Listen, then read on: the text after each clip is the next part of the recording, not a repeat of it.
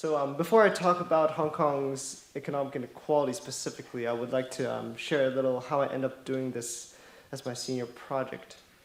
So I jumped onto the bandwagon of economic inequality studies at just the right place at the right time. In 2011, my sophomore year, the Occupy movement came to me as a sudden awakening to the kind of world I will be entering. An economy dominated by very few, where chance of success is less a matter of merit, but of how much wealth you own. So there were two books that refined my studies in economic inequality. The first one is Richard Wilkinson in the book The Spirit Level, where he demonstrates how high levels of income inequality have devastating side effects in societies.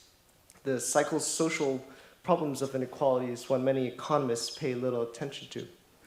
The second book is Capital in the 21st Century by Thomas Piketty, where he suggests that capitalism will ultimately lead to extreme income inequality that undermines democratic values.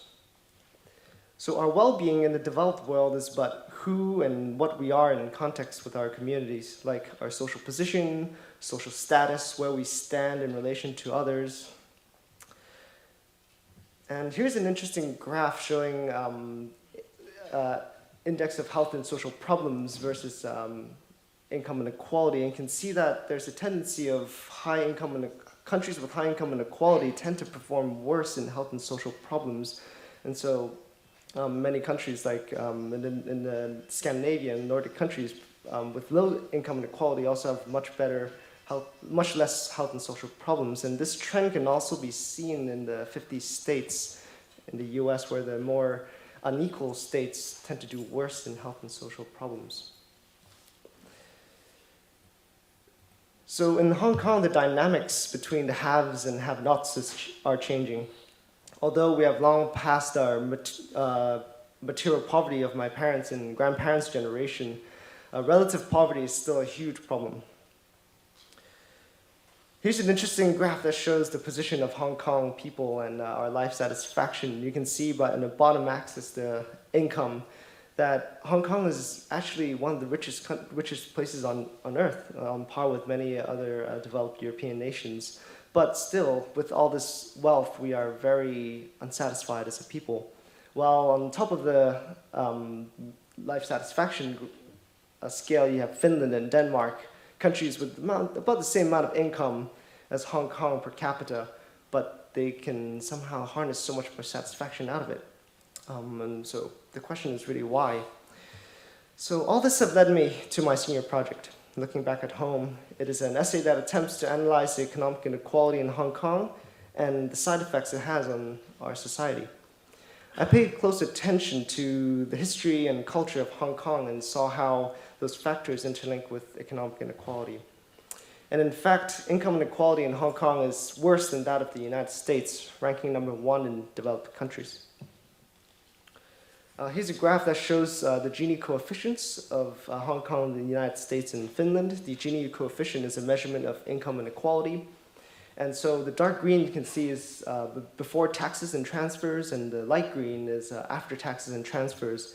So Hong Kong starts off with very high income inequality, and the government doesn't distribute too much.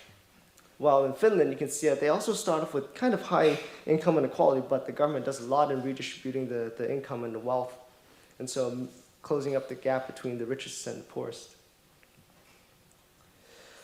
And as a Hong Konger, I was able to connect many of my social, cultural upbringings to explain how economic inequality have affected Hong Kong. For example, the huge economic disparity is impacting deeply Hong Kong's demographics. This is especially notable in the housing situation. Here are some pictures you can see are some bird's eye view photographs of apartments in which Hong Kong people live in. Even in the sea of material wealth, the poor are living in dire conditions.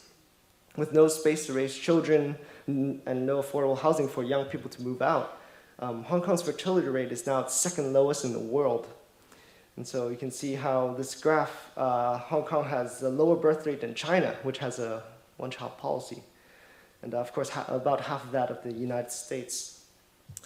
And so really, income inequality have turned the issue of land scarcity in Hong Kong into a systemic demographic dysfunction, and there are many other types of social dysfunction that you can see happening with income inequality because of the difference of class and difference between people. My project concluded that the worsening income inequality in Hong Kong is corroding the society. Although some say that inequality creates incentives, I argue that Hong Kong's increasingly unequal economy, the gains and incentives have long entered diminishing returns on economic and social development. Inequality harms us more than it benefits us. I don't wish to end on a grim note, but I do understand that in order to change Hong Kong's economy, the people must also change. And changing people and influencing people is probably one of the hardest things to do. And so the most effective ways to influence people will be through politics or business. So kind of choosing between the two, considering my lack of interest in getting involved with politics, I chose the other route. So I've decided to continue my studies in Finland at Aalto University for a Master's of Economics and Business Administration in Creative Sustainability. And I hope someday I will return to Hong Kong, perhaps with a greater vision and capability to make change for the better. Thank you for your attention.